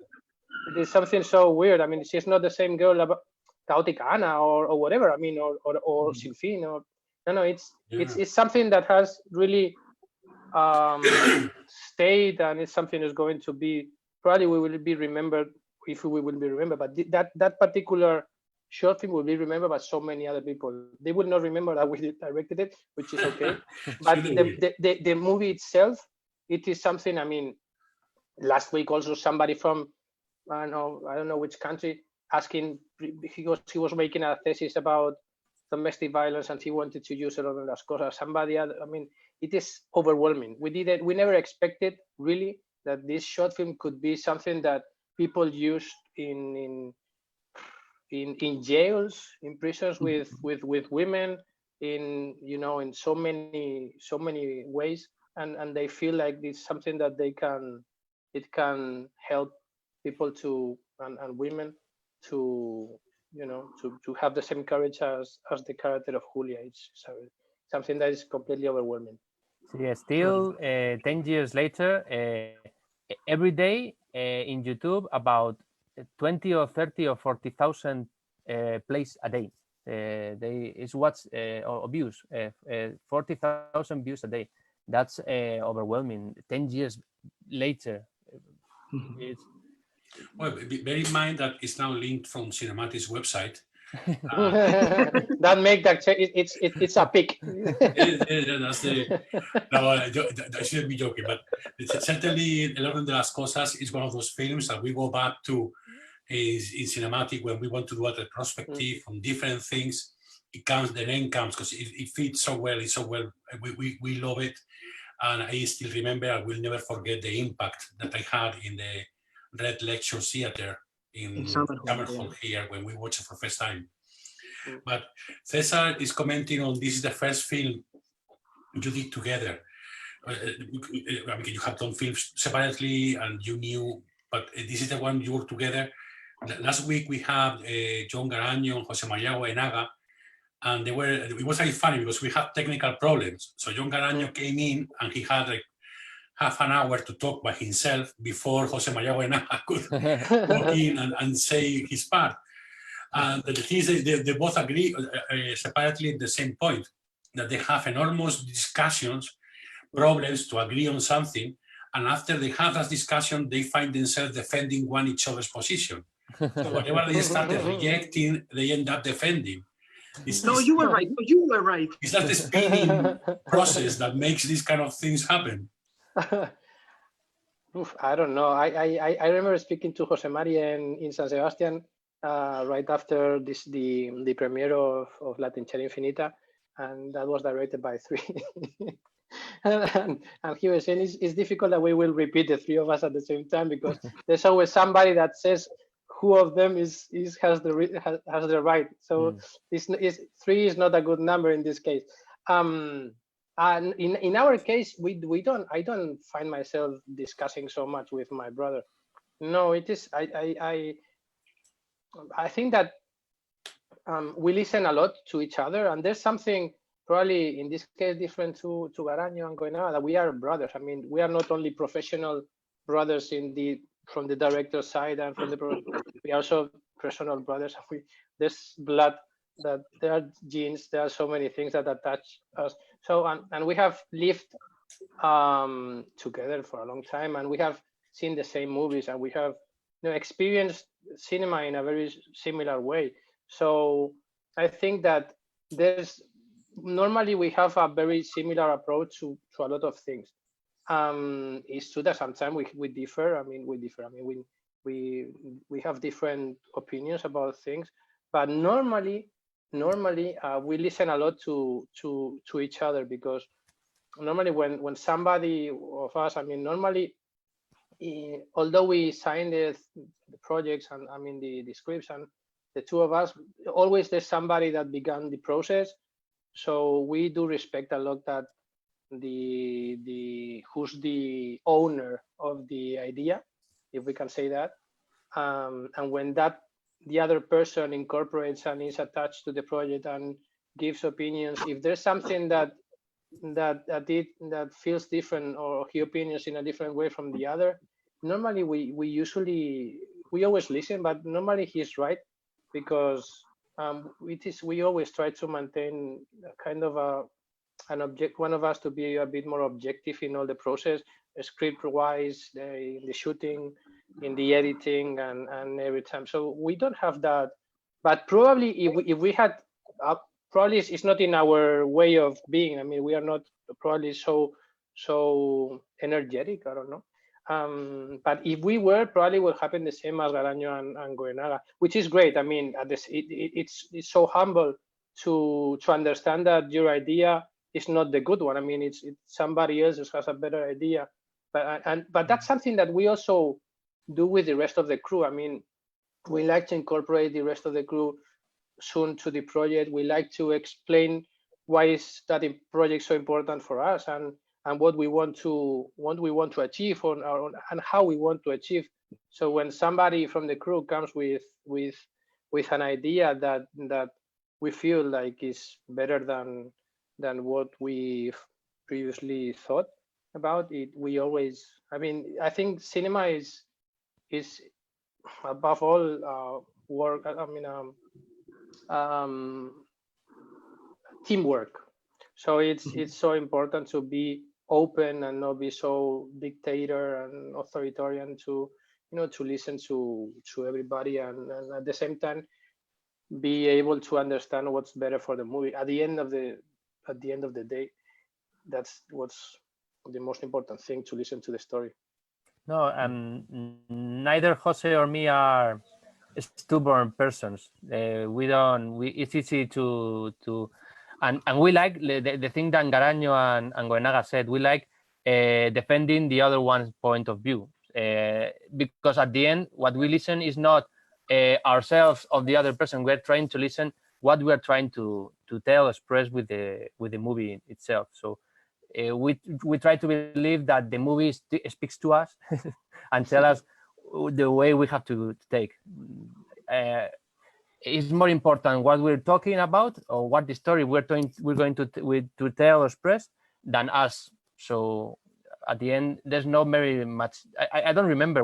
Since Alenda de las Cosas, we did 3 more short films and the feature film, and we haven't got many arguments. No. The point is because we always had time to prepare the movies. I don't know if sometimes you have to do something next week. I don't know if something with the Harris, it would be a little bit more difficult to listen to what because there's no time to listen to anything. So maybe in that, but that hasn't happened anytime. So and apart from that, not only Jose and I have learned raised as persons watching the same movies, and we have grown up watching the same movies, but as well we have grown up as filmmakers telling the same stories. None of us went to a film school, so we have learned together. So at the beginning, one was directing, the other one was producing. At the end, but it was the same stories we have learned together. So that's and we have find our way to tell stories, or what we like to tell. So it's not that one person has find his way to tell the stories, another one person has find his other way to tell the story, and they get to know. from the beginning we learn together, and that's why I think it's easy to in when we're in set shooting, sometimes we don't speak to each other. We just look at each other and with a minimal gesture like this, and we don't know what. Or like this. I was There is expecting like a bloody fight or something. We can't stand each other. But it's great to see No. that. And like with the Moriartys, we were saying probably the phrase that we're using more in these Vermuts. That is sometimes, Jonas Meka said, filming is living twice, no, or living 2 times, and living 2 times that process with someone like a friend or a family member in this case, it must be like a very rewarding, intense and rewarding process. Moving the conversation to a different bit, a few weeks back, Samuel Alarcón was here, and Koldo was pointing as well the concept of second division Spanish filmmaker. Or there was a moment that you could see maybe filmmakers like Jonas Trueba, Oliver Lache, Koldo Almandoz, yourselves, moving from really powerful work in short film, achieving awards in international festivals, moves to do the first feature, second feature, and kind of reclaim a space in the market, no, or reclaim a space in the cinemas. And it was the time that those films and those filmmakers were reaching wider audiences, it feels. And this crisis kind of changes everything. You know, this coronavirus crisis is kind of, it is a long shot question, but I don't know how you feel about how the world is going to be after this crisis and cinema distribution for filmmakers like you and films like yours. Big question. Big question. I don't know. I really don't know. Sometimes I feel like in independent cinema is going to be more difficult to get the finance and especially to get the audience. But at the same time, the audience is not there when you in a traditional way. So I really don't know what's going to happen with this kind of films. But I think that we, at the same time, it is not something that we have to really think about. I mean, at the end, I mean, cinema, culture, any artistic way of expression has to be, you have to be honest with yourself and the way you build up these bridges with the audience. And it is something that cannot be contaminated, but what's going to happen. And at the same time, nobody knows. And at the same time, there are so many interests that people don't want that things to change. So I really don't know. What I think it's good, for instance, is if there's something good with this crisis, probably this window scheme of, you know, theatrical, DVD, VOD, blah, blah, blah, television, that sometimes really is so bureaucratic for some kind of movies. Probably these things during this COVID crisis will change for sure, and we'll see if that's going to keep on happening afterwards. And I think that would be really, really important for independent cinema. For instance, our movies in film, I mean, the release of the movie, the distribution of this kind of movies is really, really difficult to really get to the audience from the traditional theatrical way, because you don't have money to spend in P&A, in promotion and advertising and this kind of stuff. So if the movie would happen to have the opportunity to be released in different platforms, different mediums at the same time, in theatrical platforms, I mean, indie platforms like Filmin in Spain and some any others in the rest of the world, this kind of movies would have reached much more audience. That's the truth. Probably in some other movies, more mainstream, it's better to, you know, raise awareness first with the theatrical and then the other windows. But in this kind of movies, where at the end, if you see the number of admissions is horrible, especially if you have what happened to us and what happened to some other people like Koldo, probably I mean, we a lot of movies, this kind of movies. I remember Que me cantará de Vermut, Vermut. Vermut time, Vermut movie. Petra, Jaime Rosales. I mean, some other Julio Medem also released at the same time with us in this period of time. You know, from September to December, this awards time, and at the end, none of the movies were had any. Working. You know, they didn't work in the audience wise. So it's I think it's that's a pity that we are not the system doesn't allow the movies to reach the audience. And I think that probably now, if these movies are able to release in different platforms at the same time and blah blah blah, and if that situation, have also the Spanish Film Institute in that same line allows that to happen, and the exhibitors and the television and everybody understands that the important is that the audience find the movie. We'll see, but still, it's very difficult to make a prediction about that. But we cannot think about that. I mean, otherwise we will be making the same movie every single time and everyone. So we cannot think about that.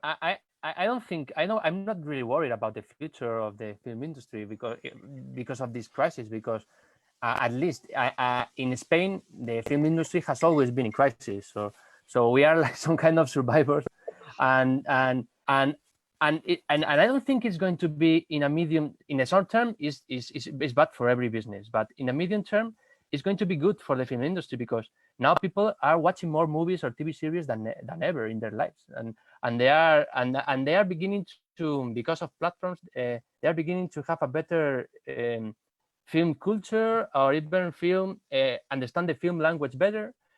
So I think I'm really optimistic about the future of the film industry, because we are going to produce more, and to more people interested and more diverse, I think, in the future. But I'm worried about the short term, about how it's not possible to shoot anything or nearly anything with the new restrictions in shooting that you have to do. It's impossible. So once that difficulty of shooting, because it's many people working together, and you have to obvious norms of how to make a shooting. Once that ends up, because we've I hope have managed to find the cura, the cure to the corona, to the COVID, everything will be, I think I'm optimistic about the future. I hope it's a bit earlier than that, because we had to wait for the vaccine. Positivism. Good, Cesar. I think we will go back in September with our programs, knowing that there are going to be restrictions on how many tickets can we sell, and probably there will be a very difficult time to recover financially when you invest in an event. But the general feeling is to go back as soon as it's reasonably safe to do that, and to take any precaution, but keep up. But I think, following on Alberto's question, last Oscar best movie was won by Parasite, a South Korean film. Then we have things like, for example, Portrait of a Woman on Fire, Celine Simian. I don't know in Spain. Sorry? Siama. Siama. Do I change the name of the people? Yeah, but that's fine, Rafa. Or they have their own name for the starters.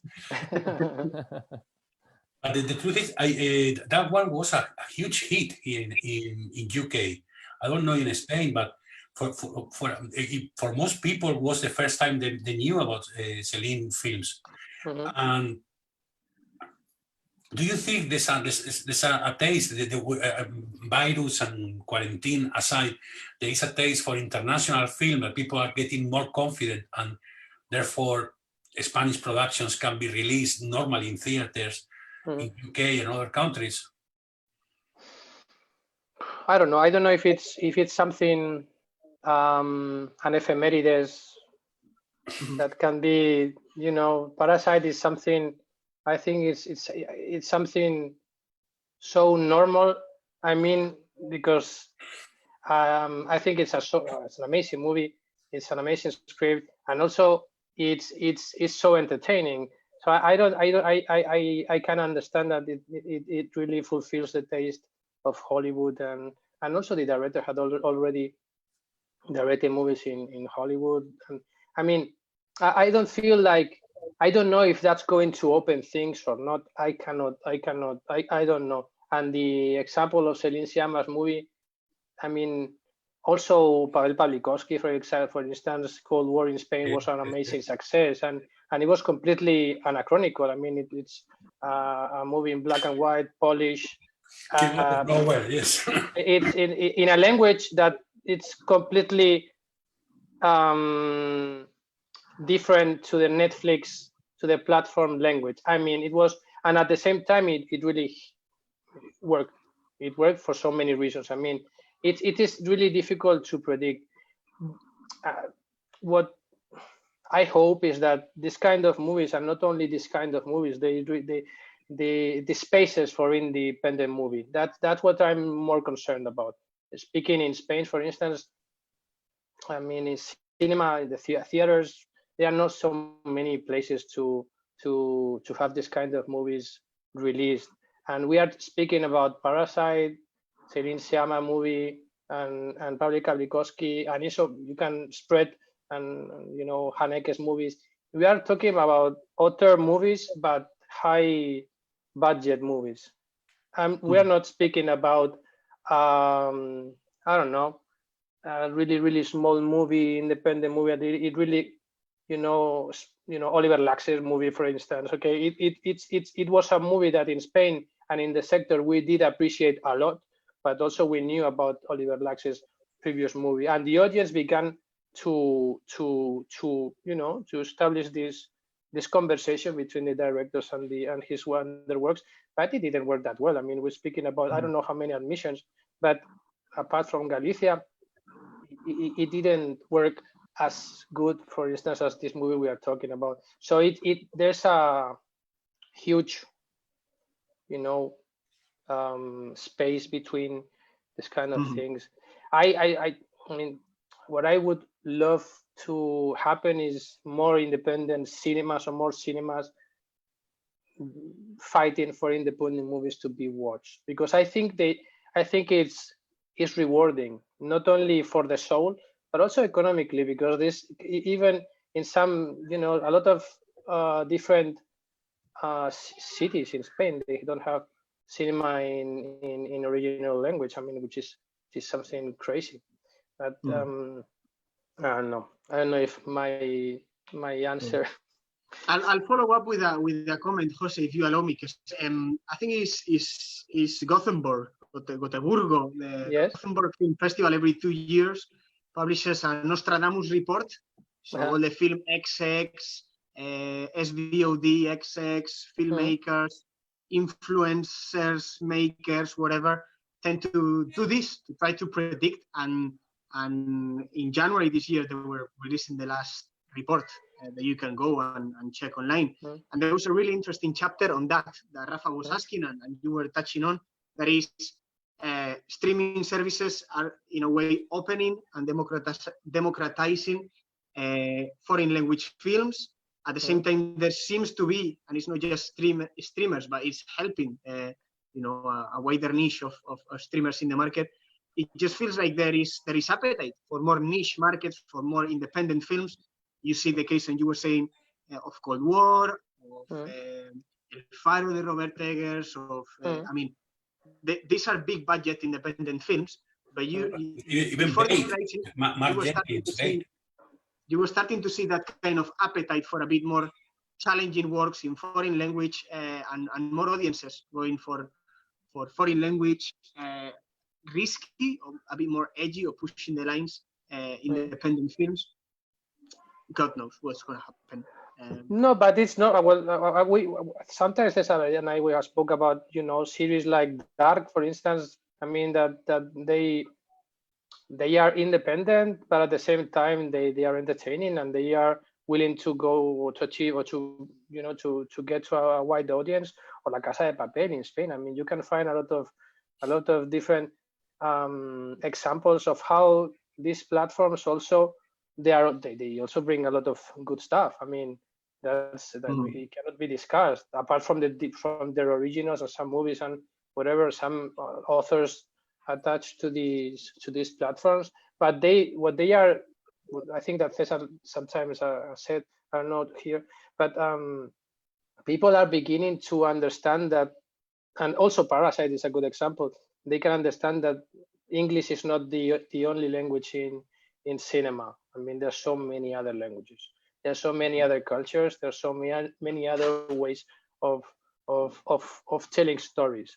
So that example, that what you were saying about the niche, and it's normal. I mean, people are beginning to understand that this thing that local become global stuff. It really. I remember some 10 years ago in Spain, for instance, they were looking for €3 million project directed by a young director, English spoken projects.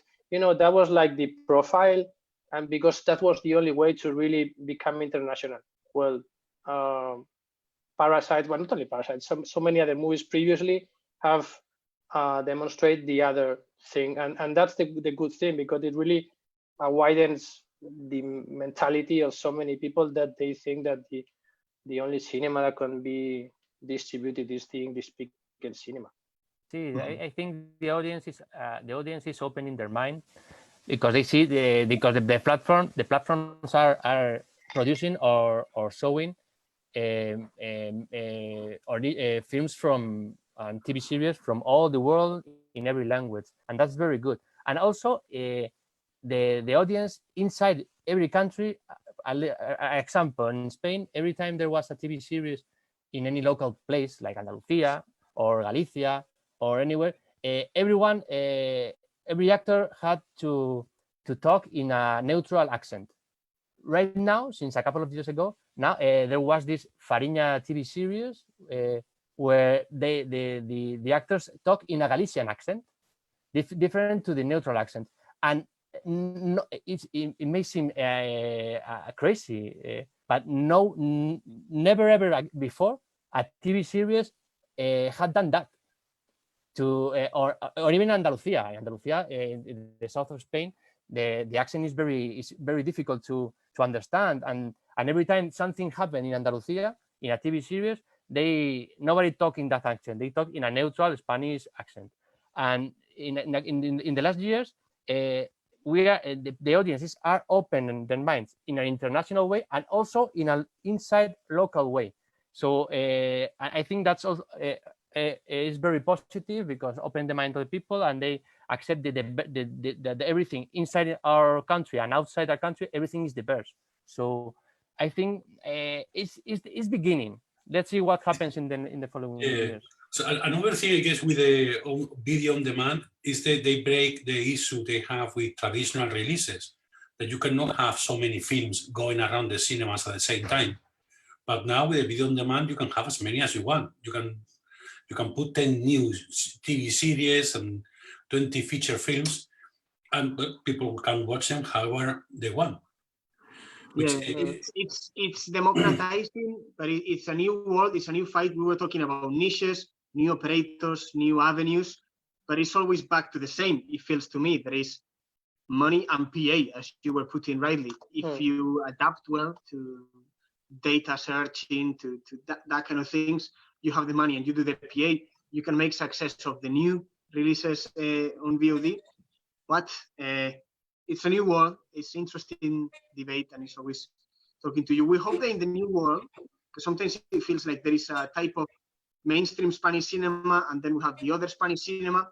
And like Koldo, we feel like your cinema falls somewhere in between, that you have your own rhythms, and we enjoy that. We particularly, that niche out there, like CinemaAttic is, or ourselves, we enjoy having directors like you producing works that are different and that kind of move in their own way and don't fit within the label of this trend or this other trend.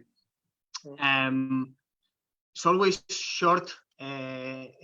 Always feels short having time with you guys. It's been like 45 minutes. But we could be for hours. Alberto, I'm sure these guys have a family and they have lunch on the table and they just been polite.